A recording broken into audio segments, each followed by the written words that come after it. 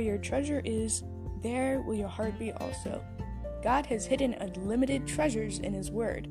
Every time we open it, we can discover a new treasure, or admire an old one. What will we find today? Let's dig in. Here's Carla Early with Treasure Hunt in the Word. As my Bible study group studied James lately, I cringed when we came upon the passage about taming the tongue. As James said, all kinds of animals can be tamed, but no one can tame their own tongue. We all agreed that James does give good advice, though. Be quick to hear, slow to speak, slow to anger. So I'm trying to listen before I speak, listen to others and to God. James says to ask God for wisdom, because let's be honest, that's what we want coming out of our mouths, God's wisdom, not ours. James also said we should bridle our tongue like a horse. Our spirit, guided by the Holy Spirit, should be in charge, not our emotions that vary with the circumstances. Words can be painful to others, or they can build others up. Words come from our heart and show our character. What do your words reveal about your heart? Sometimes mine reveals impatience, whether it's in traffic or with my kids.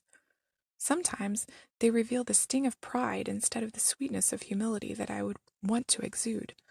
Sometimes they reveal selfishness instead of a giving heart. But as I've been called to start this podcast, I've been hit with a couple of verses I'd like to share with you. James 3:1, just before he talks about taming the tongue, James says, "Not many of you should become teachers, my brother, for you know that we who teach will be judged with greater strictness." I knew that before I could begin this calling of podcasts and speaking, I must do something about my tongue. Perhaps you've had the same thought. After all, it's not just people who label themselves teachers who teach. We're all teachers, whether we want to be or not. If you're a mother, you're a teacher. Those little mimics soak up what you say and do. You want to be able to say, as Paul did, "Imitate me as I imitate Christ." But when you hear words and phrases that don't sound kind, but yet sound oddly familiar coming out of your child's mouth, you realize that your tongue has problems that you need to resolve. We also teach people who looked up to us as more mature Christians. They listen to us and take cues from us as how to relate to others. We don't want to lead them astray with careless words. So what can we do? Especially if, as James says, no man can tame the tongue. Psalm 17:3 says, "I've purposed that my mouth will not transgress." No man can tame the tongue, but God can. So I've dedicated my mouth to the Lord. I let Him know my purpose, to glorify Him with everything that comes out of my mouth. And I asked Him to remind me, even in mid-sentence, of my purpose.